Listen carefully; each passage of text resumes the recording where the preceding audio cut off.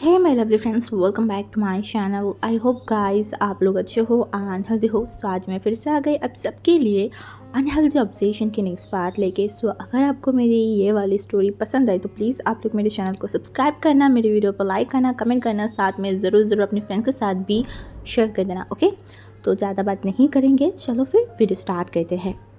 रोज़ जो छत पे खड़ा हुआ था एंड बहुत सारी चीज़ें सोच रहा था, तभी उसके दिमाग में सडनली एक ख्याल आया। एक इंसान की छवि उसके आंखों के सामने आया एंड उसका मुंह लिटरली बिगड़ गया था। जो रोज़ था वो हमेशा से चुपचाप सी इंसान था, ऐसा नहीं है। वो फ़नी भी है, बट स्पेशली जो उसे पसंद है वो उनके लिए अपनी जान भी दे सकता है। अपनी फादर की इकलौते ओमेगा बेटी है, तो थोड़ा नखरे वाला भी है, बट बहुत अच्छा है दिल से। बट उसका एक नेचर ऐसा है, वो अगर किसी को पसंद करता है तो दिल से उसको पसंद करता है, उसके लिए सब कुछ कर सकते हैं। बट किसी को अगर वो पसंद नहीं है देन तुम कुछ भी कर लो, वो तुम्हें पसंद नहीं करने वाला है। एंड अभी उसके टॉप लिस्ट में नापसंद वाला इंसान एक ही है, उनका नाम है मोशन्नू। हाँ, पता नहीं क्यों मोशन्नू को बिल्कुल भी लूसी तो नहीं, रोज़ पसंद ही करता है। रोज़ को बहुत इरिटेटिंग फील होता है। वो जब भी लैंड मेंशन किया है तब भी ये बाहर की बंदर हमेशा उसके आसपास घूमता रहा है, अजीब अजीब हरकतें करता रहता है जो रोज़ को बिल्कुल भी पसंद नहीं है। इसीलिए तो उसे बहुत इरिटेटिंग फील हो रहा था। उसका ध्यान टूटा, उसे बहुत इरिटेटिंग फील हुआ। वो आसपास देखा, तब भी उसकी नज़र गया उनकी घर के थोड़े से दूर में एक इंसान खड़ा हुआ है। वो पहले देखा एंड बोला नहीं वो गलत देख गए। बट फिर से जब उसने नोटिस किया, नहीं ये सच है, ये बंदर उसके घर के सामने क्या करे। वो थोड़ा सा आगे गया रास्ते के साइड में, तभी वो उस इंसान की तरफ देखा, बोला आप यहाँ पे क्या कर रहे हैं।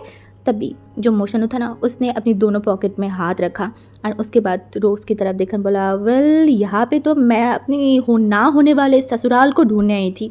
तभी उसने देखा, बोला क्या। उसने बोला कुछ नहीं। उसने बोला आपको मेरे घर की एड्रेस कहाँ से मिला, हाँ, और आप यहाँ पे क्या कर रहे हो। तभी उसने देखा मोशन्नू से थोड़ा दूर में शुयांग खड़ा हुआ है और वो लिटरली स्मोक करते जा रहा है। मोशन्नू जो उसकी तरफ देखा, बोला क्या मैं ऊपर आऊँ। तभी रूसी ने देखा, क्योंकि उनकी घर की जो सीढ़ियाँ था ना वो बाहर की तरफ था, तो कोई भी ऊपर जा सकता था। तभी मोशन्नू जो कि तुरंत ऊपर की तरफ चला गया, एकदम रोज़ के पास। रोज़ उसकी तरफ गुस्से में देखा, बोला आप यहाँ पे क्या कर रहे हो, हाँ, और आपको मेरे घर के एड्रेस कहाँ से मिला। उसने बोला अरे ऐसे कैसे बोल सकते हो, मेरी ना होने वाले ससुराल के घर के मैं नहीं ढूंढूंगी, अरे ऐसे ही मुझे मिल गया। उसने बोला स्ट्रेंज, आप क्या बात कर रहे हो, कौन आपका ससुराल है, कहाँ पे, कौन आपका ससुर है। उसने बोला क्यों, तुम्हारी बापी तो मेरा ससुर जी है ना। अभी रोज़ उसकी तरफ देखने, बोले देखिए आप बहुत ज़्यादा बोल रहे हो, अगर आप और एक भी चीज़ बोला ना तो मैं नीचे से अपने फादर को बुलाऊंगा, उसके बाद आके वो आपको कचूमर बना देगा। तभी मोशन्नू ने देखा, बोला वेल अगर तुम बुलाना चाहते हो तो बुला सकते हो, आई अप्रिशिएट इट। तभी ला के उसके फादर को बुलाने लगा। उसके फादर ने बोला क्या हुआ है, तुम इस तरीके से मुझे बुला क्यों रहे हो। उसने बोला डैड, छत के ऊपर एक फॉरेनर बंदर आ गया है, पता नहीं कहाँ से, वो बहुत ज़्यादा उछल कूद करने लगा है, आप प्लीज़ इसे थोड़ा भगाइए, कुछ चीज़ें लेके आए, कुछ डंडा वंडा कुछ लेके तो आइए। उसके डैड ने बोला क्या बंदर आ गया है, यहाँ पे कहाँ से बंदर आ गया, तुम प्लीज़ उस बंदर से दूर हटो, अगर वो तुम्हें बाइट कर दिया कुछ कर देगा तो बहुत इन्फेक्शन हो जाएगा, दूर हटो दूर हटो। और अभी के अभी मैं कोई बड़ा सा डंडा लेके आ रही हूँ उसे मारने के लिए। तभी रूसी ने स्माइल करके हमारी मोशन्नू की तरफ देखा, बोला तो ससुराल आए हैं तो स्वागत करना तो बनता है ना, तो मेरे डैड आपको स्वागत करने के लिए बहुत बड़ा डंडा लेके आ रहे हैं। मोशन्नू जूस की तरफ देखा, बोला क्या तुम सच में मुझे मार खिलाना चाहते हो। बोल के मोशन्नू एकदम रोज़ के पास आ गया एंड उसके हाथों को पकड़ा। रोज़ एकदम शॉक्ड हो गया, वो बस अपनी सर को हिलाया। तभी मोशन्नू एकदम हंस दिया, बोला अभी तुम बहुत फनी लग रहे हो, तुम्हारी फेस में 12 बजा हुआ है, क्या तुम मुझसे डर रहे हो, हाँ बताओ, यहाँ पे अकेले तुम और मैं, इस छत पे, नीचे तुम्हारी फादर, अगर हमें थोड़ा करीब और करीब, ये बोल के वो उसके और करीब जाने लगा। बोला ऐसे अगर देख लेगा तो वो क्या सोचेगा, हाँ, कि उनकी ओमेगा बेटी अपने अल्फा ढूंढ लिया है, ऐसा ही सोचेगा ना। वो फॉरेनर बंदर अब एक इंसान में बदल गया है, फॉरेनर इंसान, कैसा लगेगा। रोज़ लिटरली उसे पुश किया, बोला आप एक नंबर के शेमलेस हो, मैंने आप जैसे शेमलेस इंसान अपनी ज़िंदगी में नहीं देखा। तभी वो हंसा, मोशन्नू जोर थोड़ा हंसना, एंड उसकी तरफ देखा, बोला अगर नहीं देखा है अब देख लो, ऐसे भी तुम्हें फ्यूचर में देखना ही पड़ेगा। तभी जो रोज़ था वो गुस्से में उसकी तरफ देखा, बोला रुकिए मैं अभी अपनी डैड को बुला रही हूँ। ये बोल के वो फिर से चिल्ला के उसके फादर को बुलाने लगा। बोला आप कहाँ हो, जल्दी से आइए ना, ये बंदर मुझे परेशान करते जा रहे हैं। तभी उसके फादर ने बोला अरे अरे मैं डंडा लेके आ रही हूँ, रुको तुम ज़रा। आज तो इस बंदर को मैं मार के, उसकी हिम्मत कितनी बड़ी हो गई कि वो हमारी छत के ऊपर आ गया है। देखो तो मेरी छत के ऊपर जो प्लान वगैरह से वो तोड़ा तो नहीं है ना, अगर कुछ हुआ ना ये बंदर को मैं काट के कुत्ते को खिला दूंगा। ये बोल के वो लिटरली ऊपर आने की कोशिश कर रहा था। तभी मोशानु उसकी तरफ देखने बोला यू ओमेगा तुम ना बहुत डेंजरस हो, अपने ही फ्यूचर हस्बैंड को अपनी फादर से मार खिलाना चाहते हो, इसका बदला तो मैं तुमसे लूँगी बट अभी नहीं, हमारी फर्स्ट नाइट पे। ये बोल के वो लिटरली सीढ़ियों से नीचे जाने लगा और रोज़ शॉकिंगली मोशानु को जाते हुए देख रहा था। ये बंदर अभी बोल के क्या गया है, इसकी इतनी हिम्मत हो गई, एक बार बस मिल जाए उसे मार के एकदम कचूमर बना देगा। शाम से बहुत ज़ोर से बारिश हो रहा था और बहुत ज़ोर से बादल भी गरज रहा था। शायद पूरा टाइम ये बारिश होगा, हो भी सकता है पूरे चाइना की जो बीजिंग शहर है वहाँ पे लिटरली बारिश होते जा रहा था। अभी विंग जो है वो आज एकेडमिक में आया था, उसकी यूनिवर्सिटी में। वो लिटरली शाम होने से पहले से उसके एकेडमिक की जो मेन गेट है ना वहाँ पे खड़ा हुआ है। अभी ऑलमोस्ट रात हो गया है, फिर भी ये बारिश रुक ही नहीं रहा है। दूसरी तरफ उसकी शीजे की शादी है, घर पे लोग हल्ला मचा रहा है, सब लोग खुश है। दूसरी तरफ हमारी विंग जो अपनी टूटी हुई मन के साथ यूनिवर्सिटी आया है, क्या ही कर सकते हैं। आज उसकी एकेडमिक में उसकी जो नोबल है ना उसकी सबमिट करने का दिन था, लास्ट दिन था। हाँ पूरा नहीं, छोटा सा एक पार्ट उसे आज सबमिट करना था। वांग जी जब हज़ारों माइल दूर रह के विंग को जला के राख कर रहा था, उसे तकलीफ़ दे रहा था, उस टाइम पे विंग अपनी दिल की हज़ारों तकलीफ़ लेके इस नोवेल को लिखना स्टार्ट किया था। अभी भी पूरा कंप्लीट नहीं हुआ है बट जितना भी कंप्लीट हुआ है आज ऑलमोस्ट वो उसे सबमिट करने गया है। शायद आज उसकी इस नोवेल को बहुत सारी जो बुक पब्लिशर है उनको भी दिखाया जाएगा, वो लोग भी देखेंगे। अगर अच्छा हुआ तो वो लोग विंग के साथ कांटेक्ट करेंगे एंड शायद फ्यूचर में विंग का कुछ नोवेल भी बाहर आ जाए। बहुत ज़ोर से बारिश हो रहा है। विंग ने सोचा था कि अभी बारिश हो रहा है, शायद कुछ टाइम बाद बारिश ख़त्म हो जाए, इसीलिए तो उसके सामने कुछ टैक्सी वगैरह भी था। विंग ने सोचा कि बारिश ख़त्म हो जाएगा तो वो चल के ही चला जाएगा आगे तक, उसके बाद शायद कुछ ले लेगा या फिर बारिश थोड़ी देर बाद ही ख़त्म हो जाएगा। बट विंग की सोच को लिटरली गलत प्रूव कर दिया। ये बारिश शाम से लेके अभी ऑलमोस्ट रात हो रहा है, अभी तक ये बारिश कम ही नहीं हुआ है। विंग एक लंबा सा ब्रीथ लिया। अभी वो क्या करे, उसे क्या करना चाहिए उसे समझ नहीं आ रहा है। वो बस वहाँ पे खड़ा हुआ है और इस वेदर को देख रहे हैं। आसपास इतनी ज़ोर से तूफ़ान हो रहा है कि सब कुछ तोड़ फोड़ गया है, ऐसा हालत हो गया है। और यूनिवर्सिटी की जो गेट है वो भी ऑलमोस्ट बंद हो गया है। एक बात है ना, जो होता है पनौती जहाँ पे जाता है वहाँ से पनौती होना स्टार्ट कर देता है। अभी विंग को वो चीज़ लिटरली सही लग रहा था। उसने सोचा था बारिश ख़त्म हो जाएगा तो वो एक टैक्सी वगैरह से ले लेगा। किसको पता था कि ये बारिश होते होते उसके आसपास की टैक्सी लोग सब गायब हो जाएंगे। पहले तो सिर्फ बारिश ही हो रहा था, अब तो बादल भी गरज रहा था एंड आसमान में एकदम बहुत ज़ोर से शोर आ रहा था। विंग को बहुत डर लग रहा था, बहुत ज़्यादा। शायद बहुत ज़ोर से तूफ़ान भी होना स्टार्ट हो जाएगा और अगर तूफ़ान इतनी ज़ोर से शुरू हो गई तो इस तूफ़ान में तो विंग भी उड़ के पता नहीं कहाँ पे चला जाएगा। ऐसे भी उसका बॉडी थिन हो गया है, सभी वही बोल रहा है। और बादल गरजना एंड जो लाइट वगैरह जल रहा था ना बादल में, तो ये देख के विंग को बहुत ज़्यादा डर लग रहा था। उसका गला लिटरली सूख गया था। वो डर के मारे वो एकदम चुपचाप खड़ा हुआ था। वो सोच रहा था वो कैसे घर पे जाएगा, अभी उसे क्या करना चाहिए, वो क्या करे, उसे कुछ समझ नहीं आ रहा था। एकेडमिक के पास में एक छोटा सा जगह था जहाँ पे बस टैक्सी वगैरह रुकता था। विंग वहाँ पे खड़ा था पर वो भी ज़्यादा टाइम तक वहाँ पे खड़ा रह पाएगा यानी उसे समझ नहीं आ रहा था। विंग को बहुत डर लग रहा था क्योंकि अब बादल बहुत ज़ोर से गरज रहा था और हवा भी बहुत तेज़ से चलने लगा। एंड तभी बहुत ज़ोर से एक बादल गरजा तो विंग तुरंत नीचे बैठ गया, अपने कानों पे हाथ रखा, वो एकदम चिल्ला के उठा। उसे इस वेदर से बहुत ज़्यादा डर लगता है। वो इस वेदर में कभी भी घर से भी नहीं निकलता। अभी इस सिचुएशन पे वो यहाँ पे है, उसे बहुत अच्छे से पता है इस टाइम वांग जी जितना उसके ऊपर गुस्सा है ना, वो अगर मर भी जाएगा वांग जी अपनी जिद को कमा के विंग के पास तो नहीं आएगा। विंग बहुत लालच करके शायद बहुत होप किया था। हाँ, उसने सोचा था अगर इस तूफ़ान में वो यहाँ पे रहेगा तो शायद वांग जी उसके बारे में सोच के यहाँ पे उसे लेने आएगा। इसीलिए तो टैक्सी उसके सामने होने के बाद भी विंग टैक्सी में नहीं उठा था, वो वहाँ पे खड़ा था वांग जी आएगा इस होप में। बट वांग जी विंग को बराबर गलत प्रूव कर दिया। हाँ, उसे ये प्रूव कर दिया कि विंग जो सोचता है वो गलत है, वो झूठ है। वांग जी के गुस्से के आगे कोई नहीं है, कोई भी नहीं। अभी बारिश और भी ज़ोर से बढ़ने लगा था और बादल भी बहुत ज़ोर ज़ोर से गरज रहा था। आप ही सोचो, अंधेरा, एक ओमेगा, एक एक छोटे से जगह पे खड़ा हुआ है जहाँ पे बहुत तूफान चल रहा है, आसपास कोई नहीं है। उस सिचुएशन पे एक नॉर्मल से भी नॉर्मल या फिर बहुत हिम्मत वाला इंसान भी डर जाएगा। वहाँ पे विंग, वो तो उसे तो डरना ही चाहिए था ना। फिर से बादल गरजा तो विंग चिल्ला उठा, चिल्ला के उसे अब इतना डर लग रहा था, उसकी बॉडी, हाथ पैर काँप रहा था। बोल रहा था बार बार, मैं घर जाऊंगा, मुझे मम्मी के पास, जीजू के पास जाना है। कहाँ हो आप लानवांग जी, कहाँ हो? मुझे डर लग रहा है, प्लीज़ आओ ना मेरे पास। तो डर लग रहा था, उसे लग रहा था कि उसके आसपास बहुत सारे दुश्मन हैं। अगर वो शोर करेगा तो वो उनके पास आएंगे, उनको मारने के लिए। वो बहुत सारी चीज़ें सोच रहा था, बहुत सारी चीज़ें इमेजिन कर रहा था। हाँ, उसे डर लग रहा था बहुत ज़्यादा। विंग सोचा अब नहीं आएगा, कोई उसे सेव करने नहीं आएगा, कोई उसके बारे में नहीं सोचता है, सब अपने ही बारे में सोचता है। हाँ, लानवांग जी भी बस बताता है, कभी उसके बारे में नहीं सोचता। उसके लिए उसकी ईगो ही सबसे ऊपर है। बट एक बात है ना, विंग की सोच जहाँ पे ख़त्म होता है, वांग जी की सोच शायद वहाँ से स्टार्ट होता है। विंग जब सारी होप को हटा लिया, उसकी आंखों से आंसू आ रहा था, उसे लग रहा था कि वो बेहोशी हो जाएगा। उस टाइम विंग को अंधेरे में एक रोशनी देखा। हाँ, उसकी होप भरा। तभी किसी इंसान पीछे से चिल्ला के बोला, विंग। जानी पहचानी वॉइस। हाँ, वो तुरंत पीछे मुड़ के देखा, वहाँ पे एक इंसान खड़ा हुआ था। जब बादल गरजा तो विंग उस इंसान की फेस को क्लियरली देख पाया था।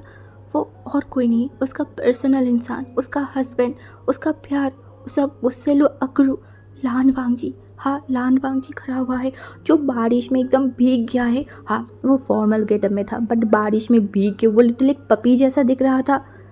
विंग तुरंत अपनी मुंडी को घुमा लिया, वो फिर से अपनी घुटनों में बैठ के वो लिटिल बच्चे की तरह रोना स्टार्ट कर दिया, जो कि वांग जी को जताना चाहता है कि तुम अभी क्यों आए हो? हाँ, इससे पहले क्यों नहीं आया? तुम्हें नहीं पता क्या, मैं ऐसी वेदर में ऐसी चीज़ों से मुझे डर लगता है, तो तुमने इतना लेट क्यों किया? जल्दी नहीं आ सकते थे क्या?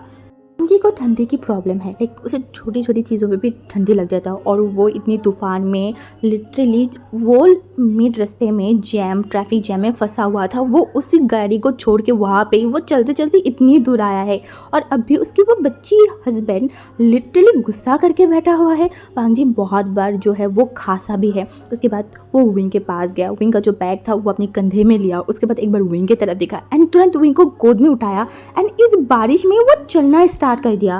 पहले जैसे ही बारिश और तूफान होते जा रहा था, बादल भी गरज रहा था, बट शॉकिंग चीज़ें है, विंग को डर नहीं लग रहा है। स्ट्रेंज, उसे डर तो नहीं लग रहा है, बट उसे बहुत गुस्सा और बहुत अभिमान हो रहा है वांग जी के ऊपर। वो वांग जी की जो चौड़ा बॉडी है वहाँ पे अपनी सर को रखा और वो रोते रोते बोला, मुझे नहीं जाना आपके साथ, अब मुझे अभी के अभी यहाँ पे उतार दीजिए, मैं आपके साथ कहीं नहीं जाऊँगा, कहीं पे भी नहीं। वांग जी जाते जाते फिर से 2-3 बार खांसा। उसके बाद बोला, बेबी देख, मुझे ऐसे ही ठंडे की प्रॉब्लम है और ऑलरेडी मुझे ठंडी लग चुका है, तुझे जो करना है तू घर पे जाके करना, मुझे मारना डांटना जो करना है घर पे जाके करना, बट अभी प्लीज़ तू चुप हो जा एंड चुपचाप ये सब कुछ सहन कर ले, ठीक है ना। अभी अगर तू गुस्सा करेगी तो मैं तेरी गुस्से को नहीं तोड़ सकती और मैं तुझे अभी इस सिचुएशन पे तो मना नहीं सकती। ऑलरेडी बहुत भीग चुकी हूँ, अगर मुझे निमोनिया या फिर कुछ हो गया ना देन तू ही बैठ के रोता रहेगा पूरा टाइम। वांग जी के ऐसे इमोशनल ब्लैकमेल से विंग चुप होना मतलब ज़्यादा सेफ में किया। ओके ठीक है, चलो चुप ही हो गया वो। वांग जी विंग को लेके थोड़ा सा आगे गया, जो रोड था ना वहाँ पे, तो वहाँ पे जाते ही वांग जी देखा एक टैक्सी है। उस टैक्सी ड्राइवर को वांग जी ने बोला उनको लैंड मेंशन लेके जाने के लिए, बट उनका भी भाव बढ़ गया भाई। इस वेदर में उन्होंने अपनी भाड़े को दुगने से तिगना कर दिया। विंग को इतना गुस्सा आ रहा था, वो कुछ बोलता उससे पहले ही वांग जी बोला, ठीक है आपको जितना पैसा चाहिए मैं आपको उतना पैसा दूंगी, अभी आप चलिए। क्योंकि अगर वांग जी अकेला होता तो शायद वांग जी को इतना कसरत करना ही नहीं पड़ता, बट उसके साथ विंग है। अभी सबसे पहले वांग जी के लिए इम्पॉर्टेंट है विंग को सही सलामत घर पे लेके जाना, उसके लिए विंग की सेफ्टी फर्स्ट, उसके बाद पूरा दुनिया। अबे वो बहुत अमीर है, अगर इस जैसे इंसान थोड़ी बहुत पैसा चाह भी रहा है तो क्या फ़र्क पड़ गया है, वो दे देगा। बट अभी विंग को घर पहुँचाना उसके लिए इम्पॉर्टेंट है और वो वही कर रहा है। को गोद में ही जब वांग जी रूम में लेके आया एंड उसके बाद जब विंग को नीचे उतारा, विंग दौड़ के अंधेरे में वो जो बैल्कनी है वहाँ पे चला गया था। वांग जी विंग दोनों ही भीगा हुआ था, बट विंग गुस्से में वांग जी से नाराज़ होकर बालकनी में जाके खड़ा हो गया।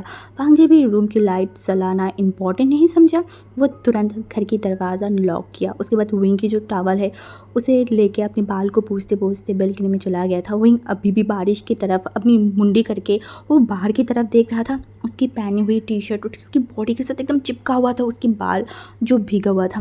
वांग जी का जो शर्ट है वो भी लिटरली भीग के उसकी बॉडी के साथ एकदम चिपक गया था। वांग जी वो सब का बिल्कुल भी परवाह नहीं किया, वो उल्टा विंग के पास जाके एकदम विंग की क्लोजली खड़ा हुआ, विंग के बालों पे लेके गया एंड वहाँ पे एक सॉफ्ट सा किस किया। उसके बाद विंग को पीछे से उसकी कमर को पकड़ा एंड उसके एकदम पास लेके आया।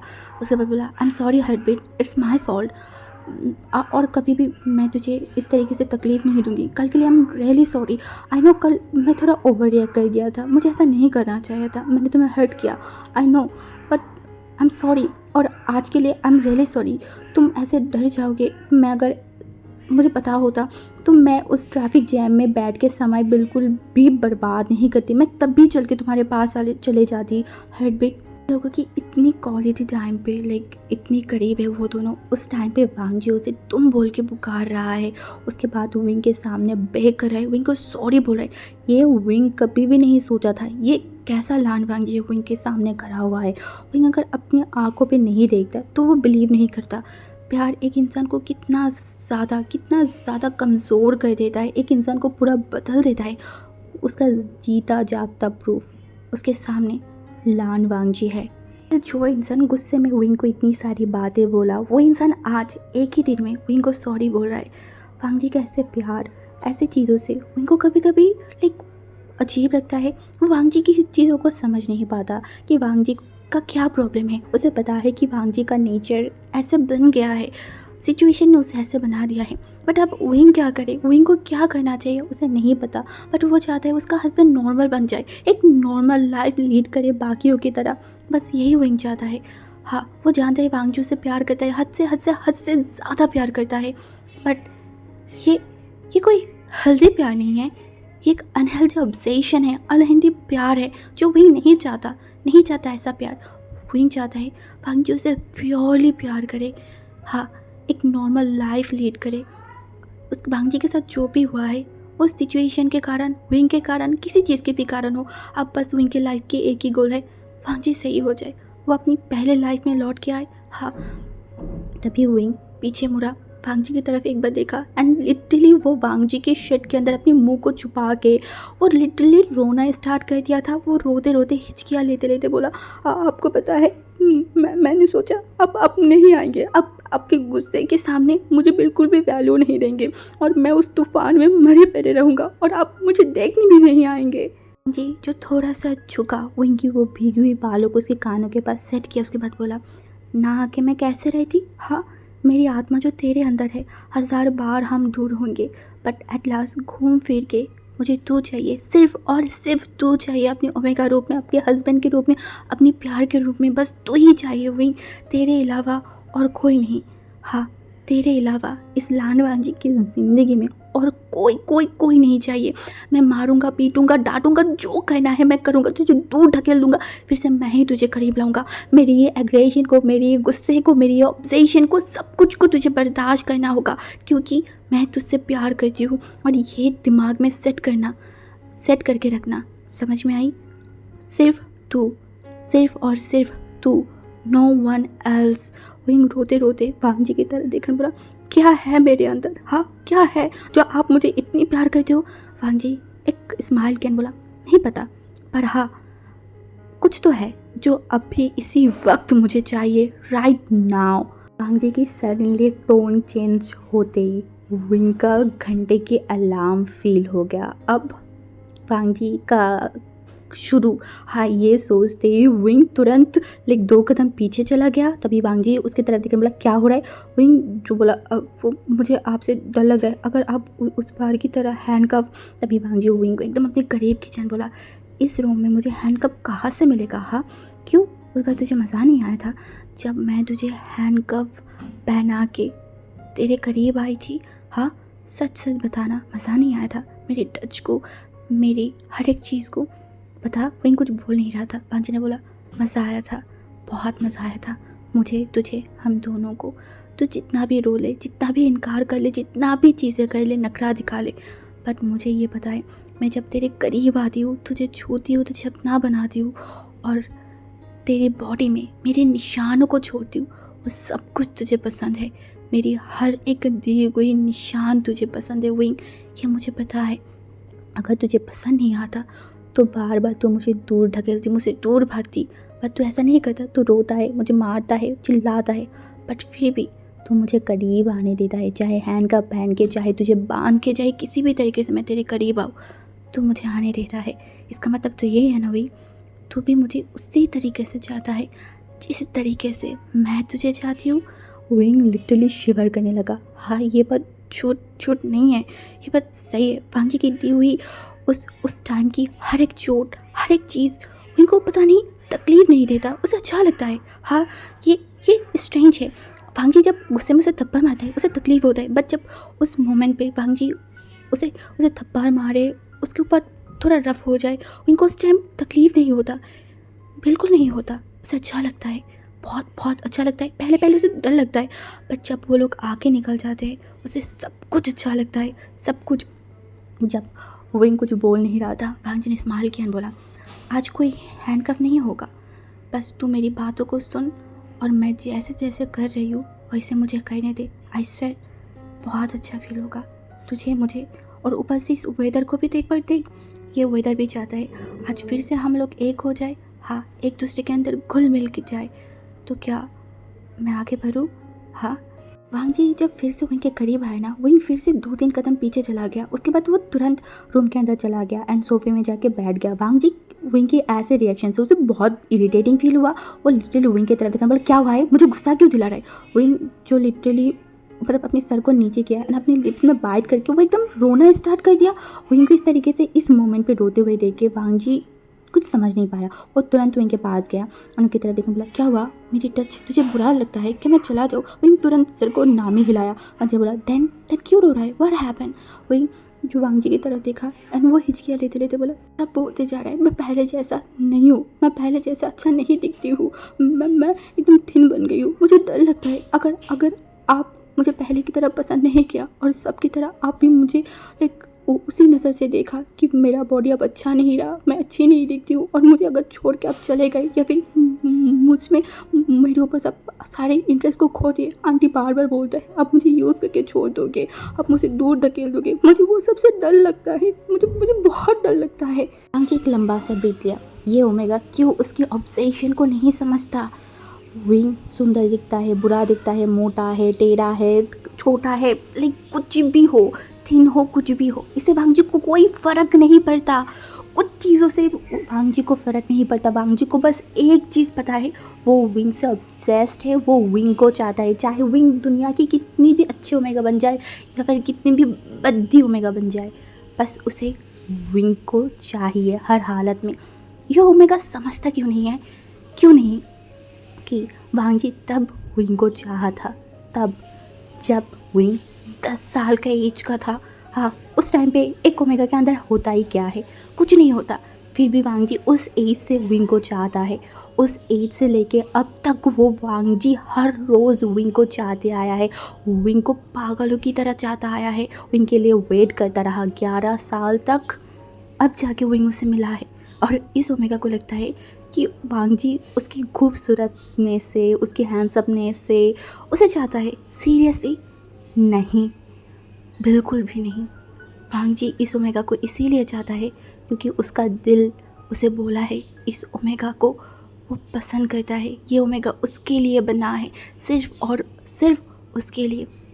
उस छोटा सा विंग, हाँ, जो उसके आसपास घूमता रहता था, जिसे मारता था, दूर भगाता था, फिर भी वो ओमेगा बार बार उसके पास आ जाता था उसे देखने के लिए वो क्या कर रहा है। वो जब रूम में नहीं होता था, उसके रूम में जाके हर चीज़ों को देखना, टच करना, वो उस ओमेगा को चाहता है। जब वो बुखार के मारे तड़प रहा था, पूरे घर में कोई इंसान आके उससे एक उफ तक नहीं पूछा था, उस ओमेगा को वो चाहता है जो पूरा रात बैठ के उसके पास था, उसकी उस बुखार में उसे पट्टियाँ दे रहा था, वो उसी ओमेगा को चाहता है।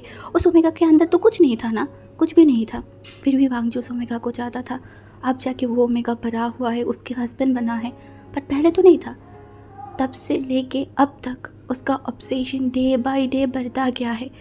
और और ये ओमेगा उसे लगता है कि लान वांग जी उसे उसकी बॉडी के लिए उसके पास आया है। छः, वो समझा ही नहीं पाया है इस ओमेगा को कि नहीं, उसे बॉडी से कोई मतलब नहीं है, उसकी इस फेस से कोई मतलब नहीं, उसे बस उसकी अंदर की वो रूह, वहीं का जो वो रूह है उससे प्यार हुआ है, उसकी आत्मा से प्यार हुआ है, बस वही वांग जी के लिए इनफ है। अब चाहे विंग दुनिया कुछ भी बोले, कुछ भी कहे, वांग जी को फ़र्क नहीं पड़ता। और अब वो वांग जी विंग को दिखाएगा कि उसकी बॉडी से विंग को, वांग जी को कुछ फ़र्क नहीं पड़ता, कुछ भी नहीं। इसीलिए तो हमारी वांग जी जब ये सब सोच रहा था, विंग वांग जी की तरफ देखा एंड उसकी नोज़ को पकड़ा एंड थोड़ा से लाइक वांग जी को विंग की तरफ मुड़ाया एंड बोला, क्या हुआ, आपने गुस्सा किया है क्या? वांग जी हाँ ना में कुछ नहीं बोला, कुछ भी नहीं। वो बिना वार्निंग के विंग की बॉडी के जितने भी कपड़े थे वो लिटरली उसे फाड़ के नीचे फेंका। उसके बाद उसके टी शर्ट को भी वो लिटरली नीचे फेंका। उसके बाद वो विंग को लेके जाके मिरर में खड़ा किया एंड उसके बाद बोला, देख मिरर में। विंग जो देख नहीं रहा था, वांग जी ने बोला, देख मिरर में, देख। विंग जो मिरर में देखा, तभी वांग जी ने बोला, अपने आप को बुरा लग रहा है, गंदा लग रहा है, सूख गया है, फेस के नीचे डार्क सर्कल आ गया है, लिप्स जो एकदम ब्लैक सा हो गया है, बाल जो बिखरा हुआ है, बहुत बुरा लग रहा है ना तुझे देखने में, बहुत गंदा लग रहा है, बहुत बद्दी सा लग रहा है ना, मैं तुझे छोड़ के चला जाऊँगा, यही सोचता है ना। अब वांग जी विंग को उसे मुड़ाया एंड उसकी आंखों की तरफ देखने के लिए बोला, देख मेरी आंखों में, आज देख मेरी आंखों में, ना तू बुरा है, ना तू भद्दा सा दिखता है, ना तू पेल पड़ा है, ना कुछ पड़ा है विंग। मेरी आंखों में जो है वो इस कायनात की सबसे हसीन, सबसे प्योर, सबसे लवली पर्सन है जिसे मैंने चाहा था। मैंने तुझे कब से चाहा है पता है विंग? जब तू 10 साल का था। ये जो तेरा आज एक खट्टा खट्टा बॉडी है ना, ये बॉडी तब तेरे पास नहीं था। मैं तब से तुझे चाहती हूँ, तब से मैं तेरे ऊपर ऑब्सेशन हूँ। तो मुझे ये मत बोलना कि मैं तेरी बॉडी के लिए तेरे साथ हूँ, मेरा वो सुकून वो सब मिट जाएगा तो मैं तुझे छोड़ दूँगी, तेरी बॉडी में एक बुरा हो जाएगा, बॉडी पेल पड़ जाएगा, गंदा हो जाएगा तो मैं तुझे छोड़ दूँगी। नहीं, बिल्कुल भी नहीं, ऐसा कभी नहीं हो सकता विंग कि मैं तेरी बॉडी के लिए तुझे छोड़ूँ। अब देख मेरे अंदर, देख देख हम दोनों को मिरर में, हम परफेक्ट है विंग, हम एक दूसरे को परफेक्ट बनाते हैं, हम मेड फॉर ईच अदर है। देख, पहले पहले विंग अपनी जो बॉडी है वो मिरर में नहीं देख रहा था, बट जब वांग जी ने बोला तो वो मिरर की तरफ देखा एंड वो एकदम गुम हो गया था। हाँ, वांग जी भी नेकेड है, विंग भी है, वो दोनों मिरर में देख रहा था, बट इसमें कोई गलत नहीं था। उसे एक प्योर सा फील हो रहा था, उसे अच्छा लग रहा था। वांग जी की बातें, वांग जी की एग्रेशन जो उसे फूट के बता रहा था, तेरी बॉडी से मुझे फ़र्क नहीं पड़ता, दुनिया वाले क्या बोले आई डोंट केयर, मुझे कुछ चीज़ों से फ़र्क नहीं पड़ता विंग। मुझे तेरी सोल से प्यार है, मुझे तेरी आत्मा से प्यार है, मुझे तेरी व्यक्तित्व से प्यार है, बस वही इनफ है। फिर से वांग जी विंग के मुड़ाया एंड उसे एकदम अपनी गोद में उठाने बोला, एक बात याद रखना, जब तेरा आत्मा मर जाएगा, तेरी आत्मा से मेरा लगाव दूर हो जाएगा, तब मैं तुझे छोड़ दूँगी। पर तेरा बॉडी अगर बिखर जाए, टूट जाए, जो भी चीज़ें हो जाए, आई डोंट केयर, जब तक तेरे इस दिल के साथ मेरा इस दिल कनेक्ट है, जब तक मेरा ये दिल तुझे हर टाइम याद करेगा, तेरे लिए पागलपन करेगा, तेरे लिए तड़पेगा, तब तक मेरे साथ हूँ, मैं तेरे साथ हूँ। और एक चीज़ याद रखना, सुंदरता एक बाहर की चीज़ है जो कभी भी किसी वक्त भी घट सकता है, बट ये रूह के अंदर, ये रूह कभी भी गलत नहीं हो सकता। ये रूह बहुत प्योर सा होता है विंग, और मुझे उस प्यार सा, तेरे उस रूह से प्यार हुआ है, जो जो जो रूह से मैंने प्यार किया है ना, उस चीज़ से कभी मेरा पागलपन, मेरा ऑब्सेशन दूर ही नहीं हो सकता। ये चीज़ आज मैं तुझे प्रूव करूँगी, मैं तुझे प्रूव करूँगी सब कुछ, कि दुनिया वाले कुछ भी बोले उससे तू अपने आप के ऊपर इफ़ेक्ट मत डालना। दुनिया वाले कुछ भी बोले उससे तू ये मत सोचना कि मैं तुझे छोड़ दूँगी, कभी नहीं, कभी नहीं विंग। ये बोल के विंग को लिटरली वो बेड के पास लेके गया एंड वो विंग के ऊपर आया एंड विंग को देखने लगा। विंग जो शिवर कर रहा था, वांग जी ने बोला, देख मेरे तरफ, देख ना, मेरी आंखों में देख, आज पूरा टाइम तो मेरी आंखों में देखेगा और तब तुझे समझ आएगा ये लान बांगजी तेरे लिए कितना डेस्परेट है, ये लान बांगजी तेरे लिए कितना ऑब्सेस्ड है। दुनिया वाले हमारे प्यार को अनहेल्दी बोलता है ना, देन हाँ, मेरा तेरे ऊपर ऑब्सेशन अनहेल्दी है, अनहेल्दी ऑब्सेशन। ये बोल के वो लिटरली विंग के पूरे बॉडी में मार्क करने लगा एंड बोला, मेरी दी हुई हर एक मार्क तेरी बॉडी में चमकता है विंग। मुझे सुकून फील होता है जब मैं मेरी मार्क से तुझे लगभग देखती हूँ, मुझे बहुत अच्छा लगता है। विंग लिटरली काँप रहा था। हाँ, वो काँप रहा था वांग जी की एक एक बातों से, एक एक टच से। वो मौन करते जा रहा था, वो अपने आप को कंट्रोल नहीं कर पा रहा था। वांग जी और भी विंग के करीब आया, उसके लिप्स के ऊपर वो लिटरली बाइट करने लगा। हाँ, वो आज विंग को नहीं छोड़ेगा। उसकी इतनी बड़ी हिम्मत हो गई कि वो बोल रहा है उसके बॉडी के लिए वो उसे चाहता है। नहीं, नहीं चाहता, वो उसे उसके बॉडी के लिए नहीं चाहता। उसके बाद वांग जी लिटरली अपनी पूरे एग्रेशन, अपनी चाहत, अपनी पागलपन विंग के ऊपर देने लगा और विंग उसे हैंडल नहीं कर पा रहा था। विंग के लिए ये सब बहुत ज़्यादा हो रहा था। वो बहुत ज़ोर ज़ोर से सांस ले रहा था, उसे तकलीफ़ हो रहा था, बट इसमें भी कहीं ना कहीं शांति था। ये कैसा शांति है? अंदर उसे तकलीफ़ हो रहा है और बाहर से उसे हैप्पी फील हो रहा है। वांग जी की पागलपन तो उसे बार बार बता रहा है कि ये अल्फ़ा तुझे पागलों की तरह चाहता है। इस अल्फ़ा का ज़िंदगी में एक ही मकसद है, वह है तुझे अपना बनाना, तुझे अपने पास रखना, बस। उसके अलावा इस अल्फ़ा का ज़िंदगी में और कोई गोल और कोई मोटिव नहीं है, नहीं हो सकता। उनके फेस पे एक स्माइल आ गया। हाँ, उसके बाद वांग जी उस रात विंग को लिटरली नहीं छोड़ा था। बाहर बहुत ज़ोर ज़ोर से बादल गरज रहा था और वो दोनों एक दूसरे के अंदर गुम थे। हाँ, ऑलमोस्ट आधी रात को या फिर रात ख़त्म ही होने वाला था। उस टाइम विंग के आंखों से कुछ बूंद आंसू गिरा। वो दर्द का नहीं था, बिल्कुल भी कोई दर्द का नहीं था, वो सुकून का था। जो सुकून, जो दर्द या फिर जो चीज़ अभी उसे फील हुआ, उसके बाद उसे एक चीज़ समझ आ गया, चाहे ज़िंदगी में कुछ भी सिचुएशन आए, ये अल्फ़ा उसे नहीं छोड़ेगा, कभी भी उसे नहीं छोड़ेगा। और यही इनफ है, यही इनफ है विंग के लिए कि लान बांगजी उसके साथ है, ज़िंदगी भर उसके साथ रहेगा। हाँ, आज उसे बिलीव हो गया है हर एक चीज़ पे, वांग जी के एक्शन पे, वांग जी की बातों पे, हर एक चीज़ पे उसे बिलीव हो गया है। ये अल्फ़ा बस और बस उसका है और किसी का नहीं, किसी का हो ही नहीं सकता, क्योंकि इस अल्फ़ा का ध्यान ज्ञान हर चीज़ में सिर्फ विंग बसा हुआ है। इससे ज़्यादा एक ओमेगा को और क्या चाहिए? कुछ नहीं। अपने अल्फ़ा की आँखों में अपने लिए प्यार, क्यार और ऑब्सेशन देखना, बस यही एक ओमेगा के लिए इनाफ होता है। अब विंग के लिए भी इनाफ हो गया है। सब कुछ उसने हासिल कर लिया है, वो जीत लिया है। वो आज दुनिया की सबसे सबसे सबसे खूबसूरत और सबसे सबसे बेस्ट ओमेगा अपने आप को मानता है कि हाँ, वो सबसे क्रूल, सबसे हर्टलेस दुनिया जिस इंसान को शेमलेस परबट और वहीं और कुछ सोच नहीं पा रहा था।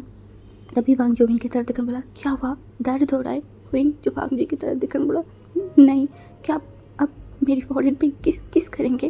वांग जी जो विंग की आंखों में देखा एंड उसके बाद वो विंग की फॉरहेड पे एक बहुत लंबा सा किस किया। विंग ने एकदम हंस दिया।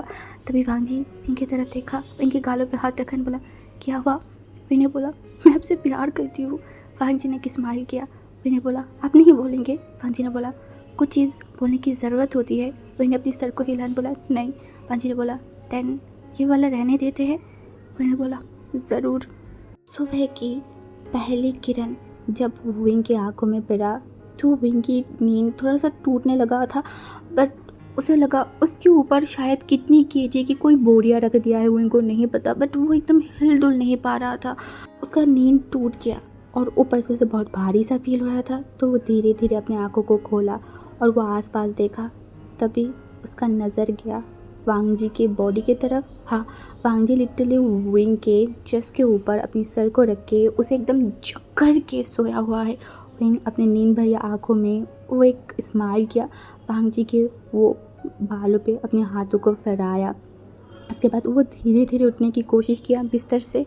बिस्तर से खड़े होते ही उसके बॉडी पे एक शदीद सा पेन हुआ, उसे फील हुआ आई थिंक उसे फीवर आने वाला है। बट विंग उस सब को इग्नोर करके वो लाइक जो मिरर था ना ड्रेसिंग टेबल वो वहाँ पे चला गया था। अभी भी फ्लोर पे उन लोगों की वो भीगी हुई कपड़े यहाँ वहाँ पड़ा हुआ था।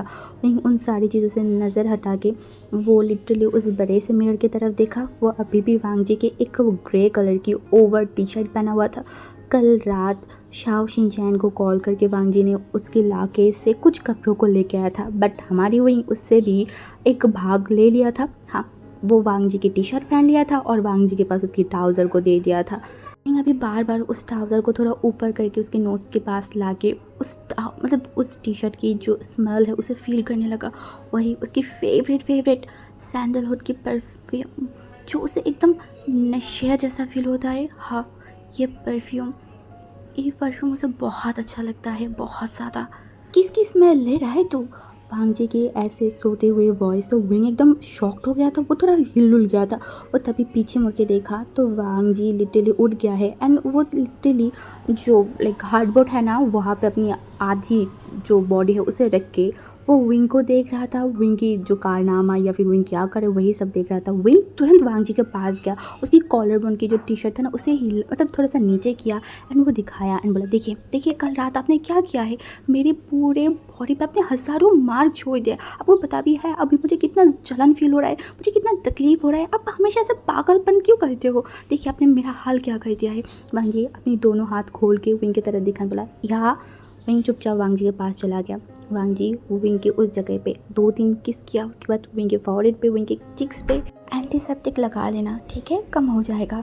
उसके बाद हमारी विंग मुंह फुला के बैठा हुआ था। वांग जी एक बार विंग की तरफ देखा एंड उसके बाद विंग के बालों को जो है रफ किया एंड बोला, ओके ना, इतना गुस्सा होने की क्या बात है, मैंने तो प्यार ही किया है ना। विंग ने बोला, आपकी प्यार मेरा जान ले लेगा। वांग जी ने बोला, हाँ ले लेगा तो क्या हो गया है, फिर से मैं तेरी जान ला लूँगा। तभी विंग ने देखा, बोला आप भी ना। तभी वांग जी अपनी पॉकेट से 2 रिंग बाहर निकाला जो बहुत महंगा लग रहा था। वो एक जो विंग के हाथों में पहनाया एंड दूसरा विंग के हाथों में दिया एंड उसके हाथों को आगे बढ़ाया। तभी हमारी विंग को समझ नहीं आ रहा था। वांग जी ने इशारा किया तो विंग ने बोला हाँ। वांग जी ने बोला, अरे हाँ क्या पहना? तो विंग जो पहनाया उसके बाद वो अपने हाथों की रिंग को देख रहा था। वहाँ पे छोटा सा बट बहुत चमकती हुई एक डायमंड लगा हुआ था एंड देख के लग रहा था कि ये बहुत एक्सपेंसिव एंड बहुत बहुत बहुत ब्यूटीफुल है। तभी उसने देखा, मतलब ये किस लिए क्या? तू जो मैरिड है ना उसका ही प्रूफ है। लिटरली मेरे हस्बैंड को लोग अनमैरिड समाज के शादी की बात कर रहा है और मैं बेवकूफ़ बैठ के वो सब सहन कर रही हूँ। अब वो और नहीं करना मुझे। ये दिन अगर खोला ना तो तेरी इस उंगली को ही मैं तोड़ दूँगी या फिर काट दूँगी। तभी मैंने बोला ठीक है मैं नहीं करूँगा। मंजी ने बोला, एक्चुअली तुझे ये मुझे पहले ही पहना देना चाहिए था, बट शादी के बाद इतनी सारी प्रॉब्लम, इतनी सारी चीज़ हुआ कि मैं कुछ कर ही नहीं पाई। एट लास्ट कल मैं शॉपिंग पे गई और ये मैं ख़रीद लिया है। अब तो बता ये कैसा लगा? विंग ने बोला बहुत अच्छा है। मंजी ने बोला बहुत अच्छा है ना, देन फिर आप मुझे किस कर। विंग वांग जी की तरफ देखा, बोला क्या? मैंने तुझे किस कहने के लिए बोला है? ऐसे भी मेरे पास टाइम नहीं है, बहुत जल्दी यहाँ से जाना पड़ेगा। शुयांग एंड मोशन नो लिटरली कब से कॉल करके ये फ़ोन की दिमाग खा रहा है। अब अगर उन लोगों ने मुझे इस रूम में इस तरीके से देख लिया देन वो लोग क्या क्या कर सकते हैं वो तो तू जानता ही है। तो क्या तू चाहता है वो लोग हमें इस तरीके से देखें? विंग तुरंत अपनी सर को हिलन, बोला नहीं। विवांजलि ने बोला देन जल्दी कर। अब विंग क्या ही कर सकते हैं, उसका हस्बैंड का डिमांड है, उसे पूरा तो करना ही पड़ेगा, उसके पास और ऑप्शन है। वो आगे जाता तभी वांग उसे खींचा, उसके फॉरहेड पे एक बहुत बड़ा सा किस किया। उसके बाद अपने फ़ोन को लिया एंड वो रूम के बाहर जाते जाते एक बार विंग की तरफ देखा, बोला don't forget to take your painkiller baby, नहीं तो बहुत पेन होने वाला है आज तुझे। वहीं फ्रेश होके वांग जी की टी शर्ट को छोड़ के अपनी कपड़ों को पहन लिया था। उसने आज सोच लिया था उसे आज एक स्कार्फ तो यूज़ करना ही पड़ेगा क्योंकि उसकी जो नेक की निशान है वो दिख जाएगा। इसीलिए विंग अब भी मिरर की तरफ देख के उसकी नेक एंड जहाँ पे निशान है ना वहाँ पे एंटीसेप्टिक लगा रहा था।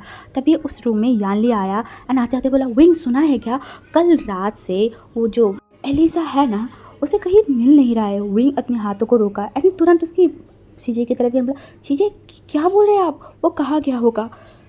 यानली कुछ रिस्पॉन्स करता उससे पहले ही वो अपने आँखों को छोटे छोटे करके अपने भाई की तरफ देखा और शक भरी नज़र से देखते हुए बोला, कल रात वांग जी पैदा तेरे रूम में थे क्या? उसकी सीजे की क्वेश्चन से विंग हाँ ना कहीं पे भी कुछ बोल नहीं रहा था। वो बस अपनी सर को ऊपर नीचे हिलाया।